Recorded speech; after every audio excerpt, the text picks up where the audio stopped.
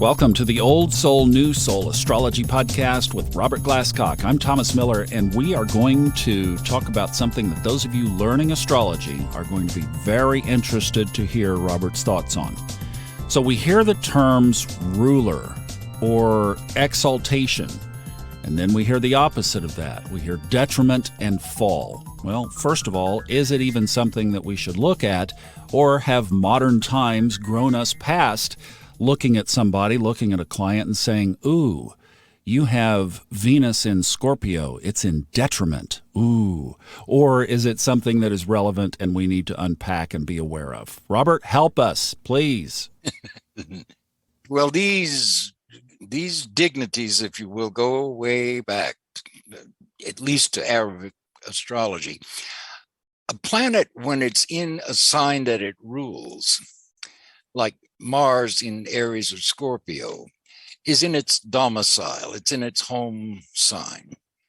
If it is in a sign opposite one of the signs that it rules, then it's considered to be in its detriment. So Mars in either Libra or Taurus is detriment, because Libra is opposite Aries, Taurus is opposite Scorpio. And then each planet, at least the seven ancient planets, the sun, the moon, and Mercury, Venus, Mars, Jupiter, and Saturn, those planets all have a sign in which they are considered to be exalted. So, for example, the sun is exalted in Aries. Its home sign is Leo. So it's detrimented when it's in Aquarius. The sun is exalted in Libra, in Aries, which is considered its best sign.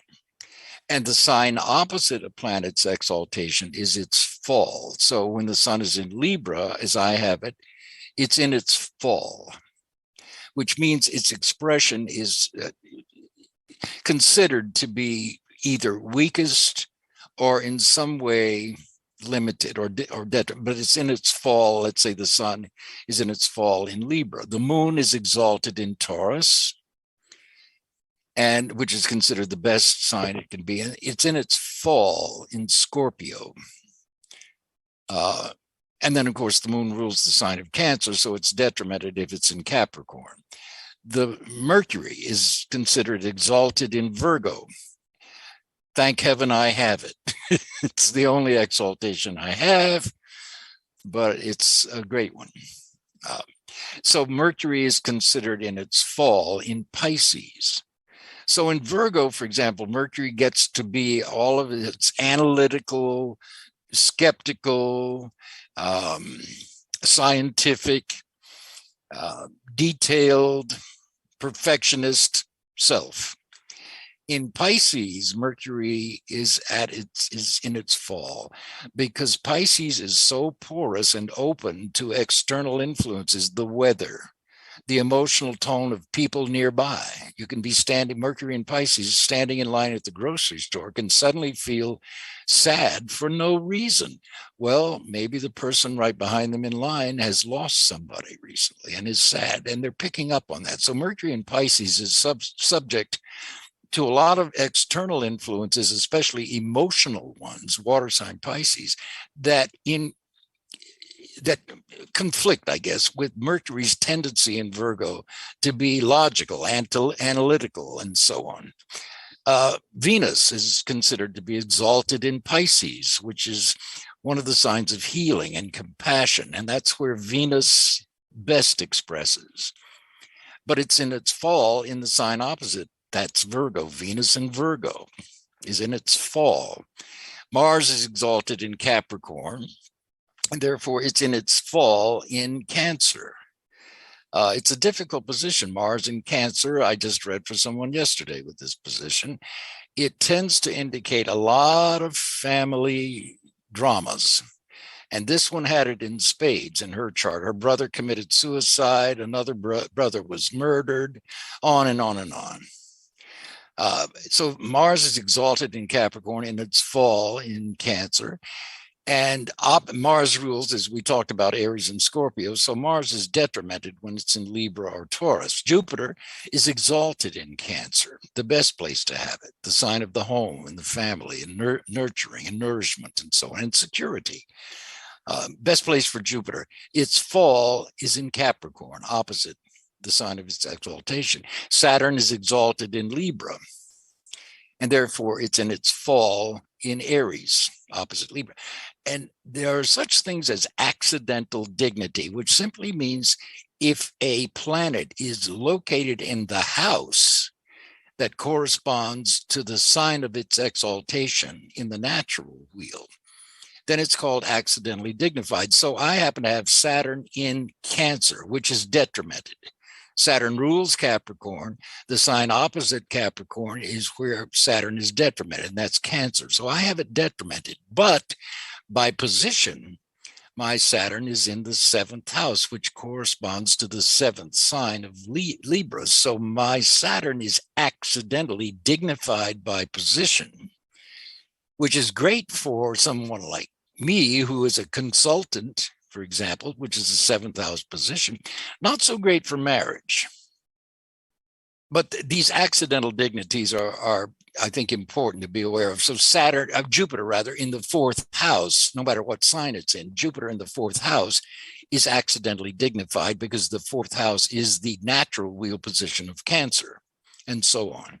So that's an easy way to kind of remember these signs of domicile or detriment or dignity or exaltation and fall.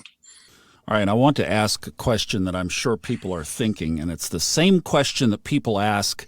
It's the same nature of the question when somebody says, I don't have a planet in a particular house or in a particular sign, or, am I deficient in that area? So the same question here, if somebody does not have a planet exalted, so they obviously all of their planets have their ruling signs, right? But if they don't have a planet in the sign of an exaltation, are they, quote unquote, missing something? No, I don't think so. I don't think so at all. And, everybody has empty houses. So when you have an empty house, it's simply you take the ruler of the house, which means the ruler of the sign on the cusp of that house, even if it's 29 degrees. And a lot of people have this, Thomas. I use equal houses, for example. So you can have 29 degrees on the cusp of a sign, which means, let's say you have Taurus on the 5th house, 29 degrees. Well, the house is still ruled by Venus. It's ruled by Taurus, but most of the house is Gemini.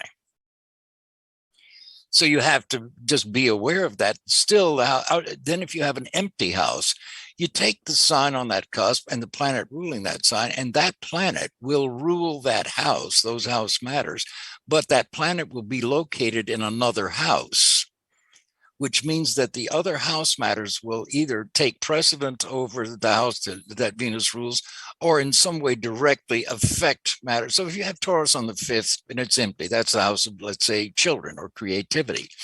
And maybe you have Venus in Scorpio, opposite that house. Well, Venus is detrimented in Scorpio because it's opposite Taurus. And wherever you have Venus, that house will overrule children and creativity in your life because you don't have any planets in that house. So you may have Venus in the 10th, for example, which would be your career. So Venus ruling the empty 5th house in the 10th house of career says, your creativity is probably a major part of your career. And also your career will probably take precedence over children in your life. Well, it's true in my chart, for example. So based on that when you have an empty house and look to see where's the ruler placed, and you begin to think about how those house matters where the planet is located, how they affect this other empty house that Venus rules or whatever the planet is, then you begin to get a little deeper understanding about maybe why that house is empty. Doesn't mean you won't have children or that you can't have them, but it may warn you that, hey, this is a guy who is very devoted to his career, and that can get in the way of his relationships with his children if he is unaware of it, which I think is the whole point of astrology, is simply to make you aware of yourself in a different way than you can get anywhere else. Nowhere can you get this kind of enlightenment except through this. And then, of course, add psychology to it. If you need to work on personal problems, for heaven's sake, get in a group, work on it. But astrology gives you this kind of insight and perspective that I just have never found anywhere else. Psychology only adds to astrology, which is why I encourage all astrologers to get as much psychology, whether it's on their own reading or getting into a psychology group to work on their own issues. Amen to that. Then distinguish for us the difference of the characteristics of a planet in its ruling sign. So the planet as the ruler. So let's just use Jupiter, for example. So Jupiter in Sagittarius, its ruler environment, versus its exaltation environment, which would be Cancer. What's the difference there? Well, you just read it, straight out from your understanding of Jupiter in Sagittarius. It's in its domicile, its home sign. So it will tend to be a philosophical kind of position for Jupiter, and also one that tends to indicate insatiable curiosity about big issues: religion, politics, philosophy, psychology, spirituality, higher education, all of those kinds of associations. Whereas Jupiter in Cancer, the sign of your basic foundation and your security, Jupiter is in its best sign, it's exalted in Cancer, and that's where it functions best. Your higher self, if you will, the philosophical, spiritual, religious side of you, which is Jupiter, is in the home side. It's about the home and family, so that all of the implied wisdom of Jupiter, and Jupiter rules psychology, it rules the law, and so all of those are all brought into the family and the home and security. So you are at your best when you're concentrating on nurturing and nourishing those aspects of your life. So having a family, having home and property, real estate could be a great business if you want to externalize it that way, and so on. So it's just straight reading. I don't know that it's as strong. I guess it's as strong and as affluent and as expressed as it is in its ruling sign, right? Yeah, except it's in a different, for example, in Sagittarius, it's much more likely to express outwardly in public, really, compared to Jupiter in Cancer, where it expresses more privately and with your closest friends and people that you have into your home, and your family and your children, your relatives, your extended family, and so on, which is a wonderful place for it, because it tends to indicate, no matter what the family dynamics are or the dysfunctions, Jupiter there will tend to be able to heal them or help heal them and learn from the healing and overcome the healing and become a better person than otherwise, you see. Excellent. Great. Okay, so you've done over 50,000 readings that you've documented. My gosh, I haven't done 50. The only thing I could possibly have done 50,000 or more times is screw up. But you've done 50,000 readings, all right? As you've looked at chart after chart after chart, is this still applicable today? Do we look at somebody and say, let me talk you through your Mercury and fall in Pisces, or do you just say, no, we've grown through that in modern times? Oh, no. I mean, it's as I said, I have what looks like a horrible chart. Well, as I got deeper into astrology and I began to understand squares, for example, yeah, they represent conflict. They also represent ambition. Nobody is going to strive for anything unless there is a perceived conflict. If everything is smooth and trines and sextiles, those easy aspects are preservative of the status quo, but they don't imply action of any kind because there's no conflict in a trine or a sextile.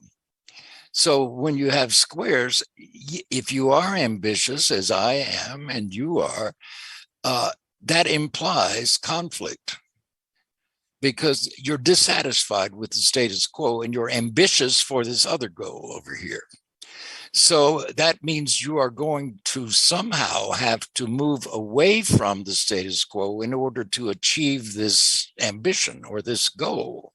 And that automatically presupposes conflicts of some kind. So uh, you see a grand cross used to be called, I think, the Rockefeller configuration because one of the Rockefellers had a grand cross. I don't know, but it is true.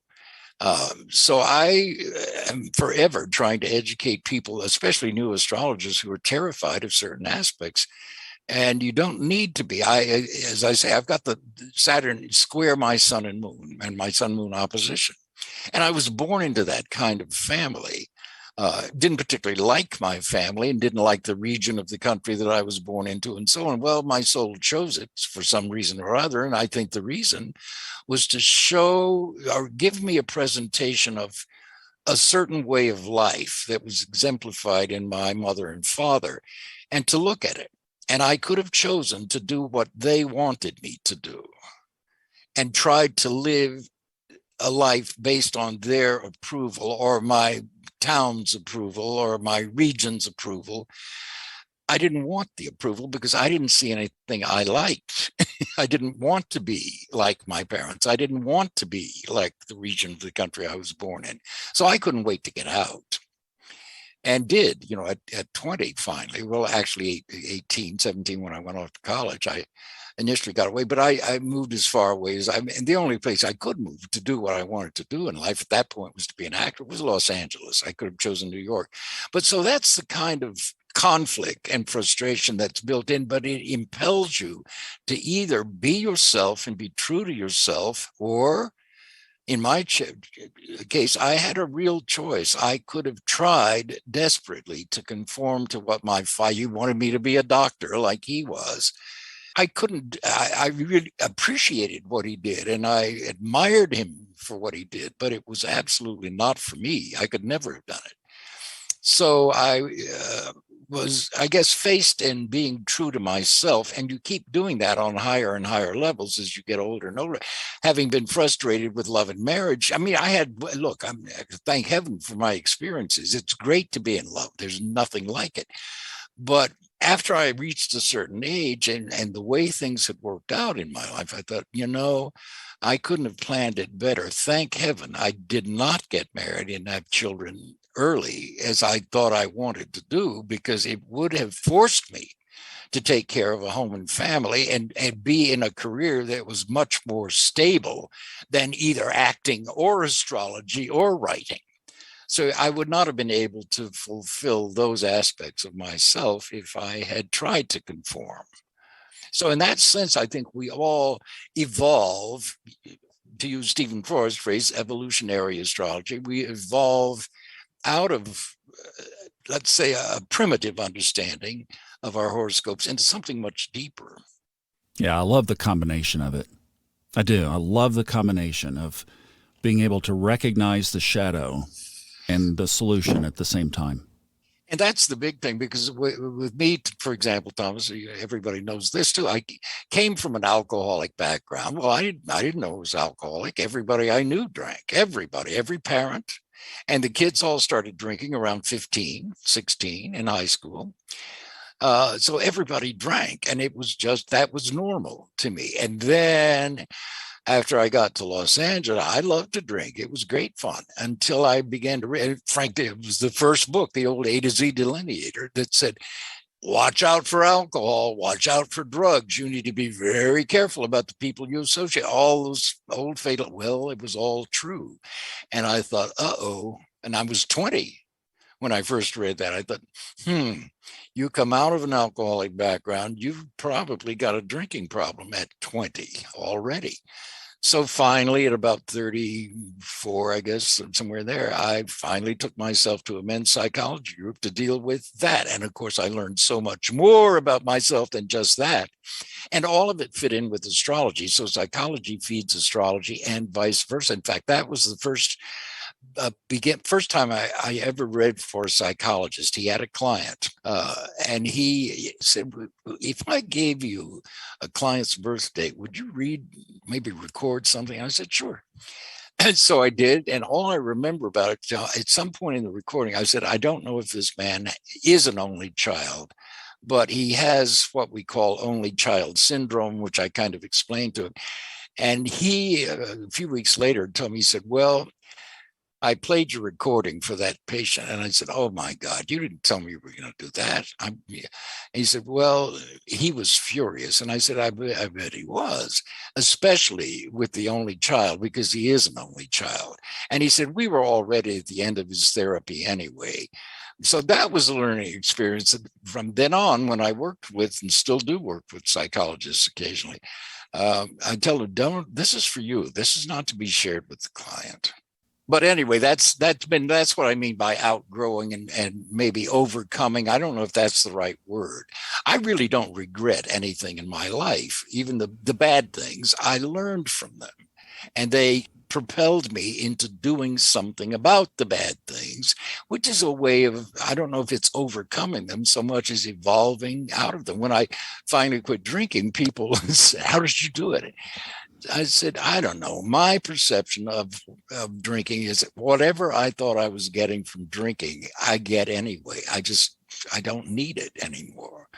I love my buddy in Aspen, who I skied with for about 3 years, has been in Kundalini yoga for over 30 years, and he quit drinking 30 years ago. And Aspen, of course, what a place to do that, right? I mean, because the whole culture is built on alcohol.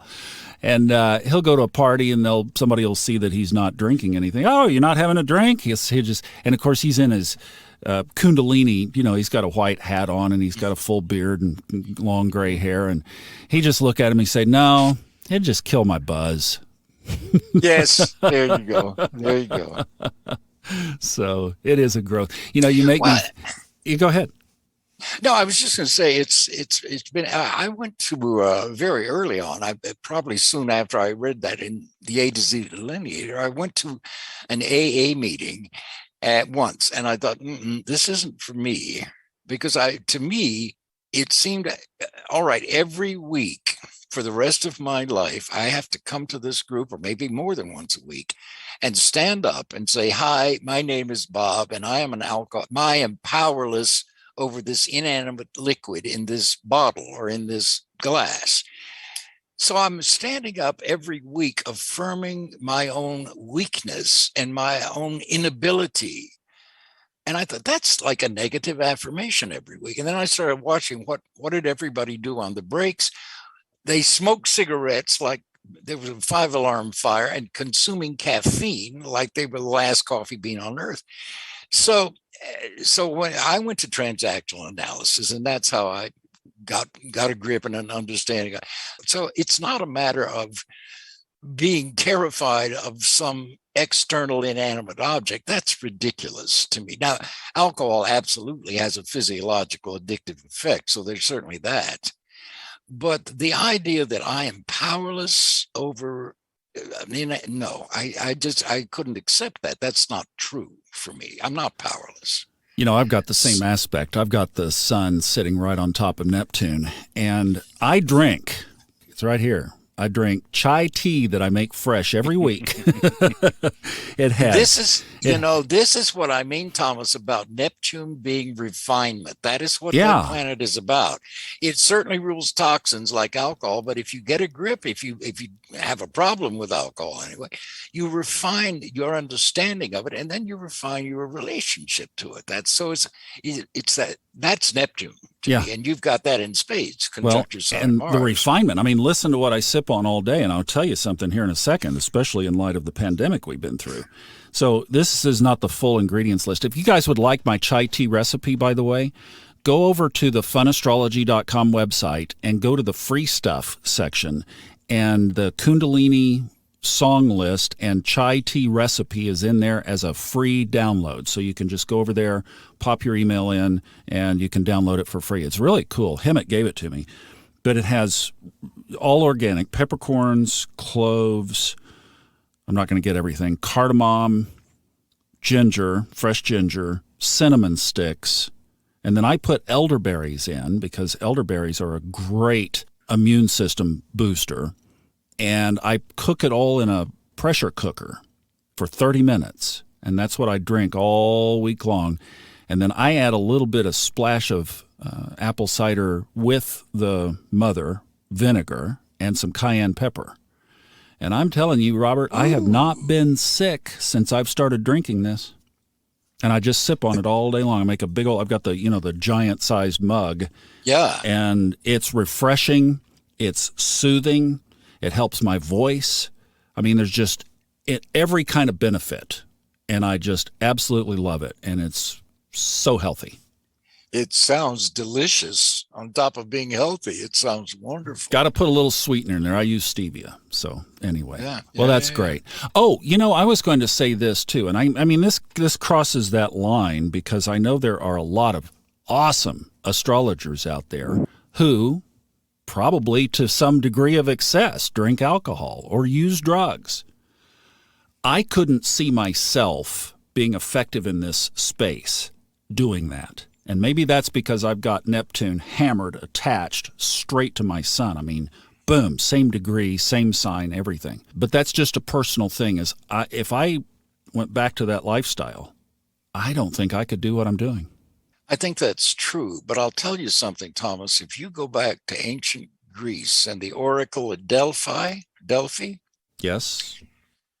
This was a woman who was hidden.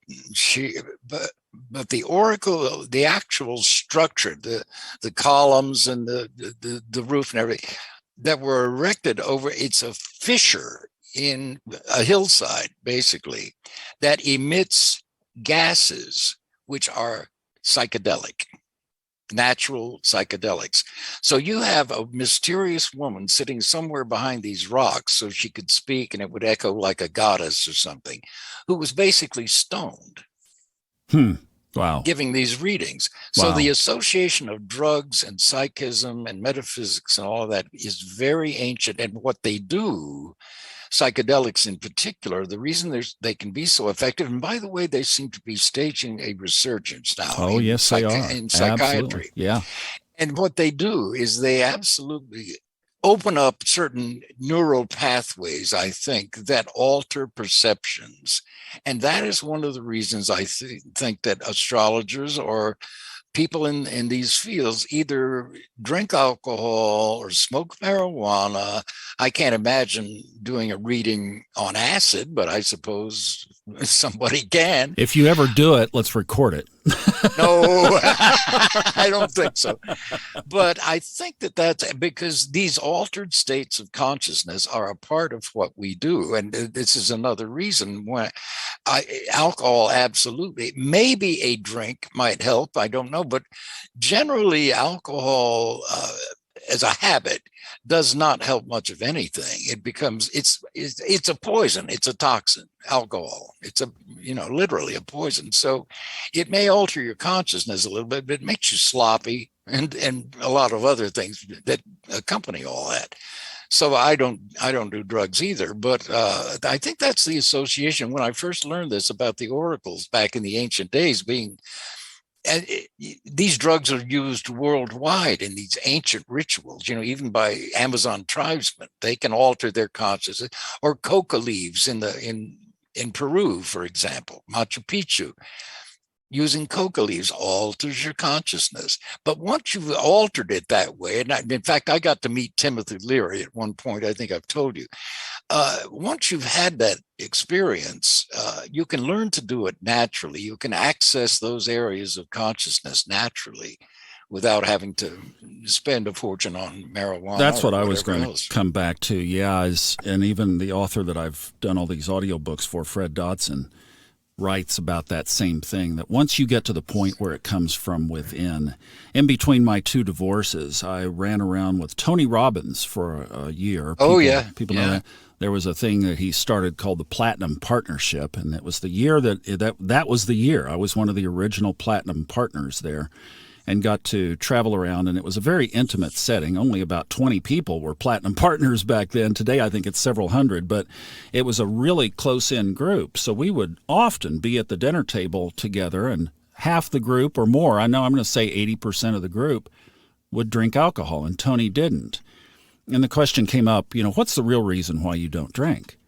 Tony's whole work is about state, like the state that you're in. If you go to approach a reading, you say, "Hi, my name is Robert, and I hear you're here for a reading." Well, that's not going to go so well. But if you say, "Hey, I am into this as you are, and we can go for 4 hours, and I could talk the whole time, and it would just be an amazing," That's a whole different experience. And what Tony said is really good. He said that alcohol changes your state, just part of it. It changes your state. And he said, I've worked really, really hard on who I am, and I like who I am now. Why would I want to change it? And I couldn't relate to what he was saying at the time. I didn't like who I was, so that was the reason for drinking. You cover it up. But after all the work that I've done over the last 13 years, I can say I've gotten to a point where I'm very comfortable with myself, and this isn't braggadocious. I mean, this is just like the work that I've done, and I'm proud of it from the standpoint of the change, from the transformation. My chart reeks transformation, but I've done this work, and I wouldn't want to change it. I like who I am. Those are so important, those points that you raised. The first thing that alcohol does is to lower inhibitions. So one of the reasons that people will drink to excess is to feel like they belong. Another reason they drink is to have sex. Yeah. If they're sober, they're uncomfortable about having sex for whatever reason. And that means they're uncomfortable about intimacy, period. Marijuana is the same way, yeah. So those are part of what the drugs do. But of course, they create a physiological dependency. And then you can't have sex without the drugs, or you can't feel like you belong without the drugs. But when you get to that point, Thomas, which you have and which I have too, and I think anybody should with astrology, that's where you know yourself well, warts and all, and you've done your best to correct the warts and work on the weak spots that you have.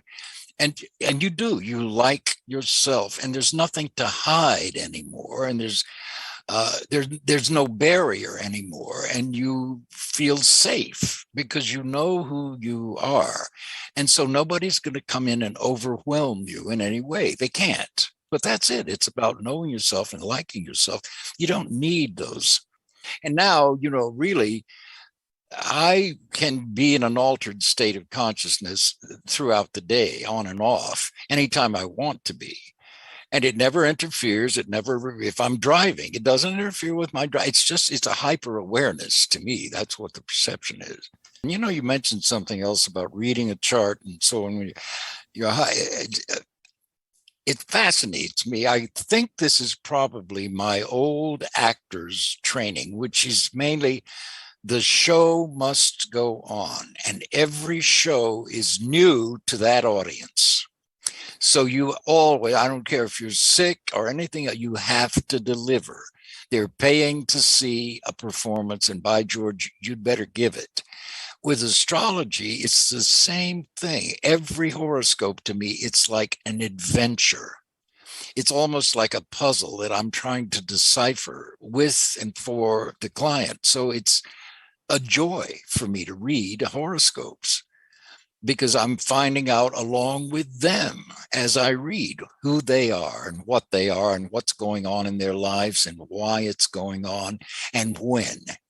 So I'm acquainting them with these cycles and these situations and making them conscious, and it's absolutely a joy.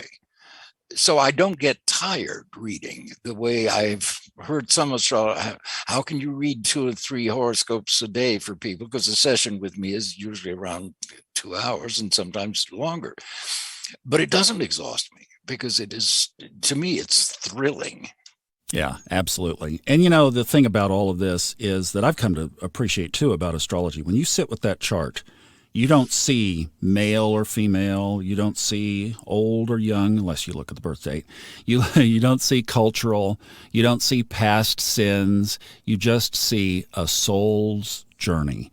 Yep. And the thing that I love, and I know we've kind of wandered around some topics here, but just, coming from where we come from, both of us have the Sun and Neptune together. Too close together. Indeed. So yes, indeed. We've visited this thing about addictions, which Neptune rules. For you, it might be the biggest thing that helps you function brilliantly in the world and socially and in every other kind of way, spiritually as well. So there's no judgment. It's just that we're all on this path. We're all on this journey, and there are a gazillion ways to get from A to B.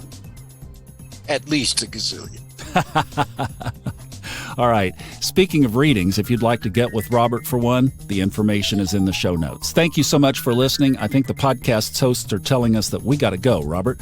So we're going to get out of here. Until next time, we'll see you on the Old Soul, New Soul Astrology Podcast with Robert Glasscock.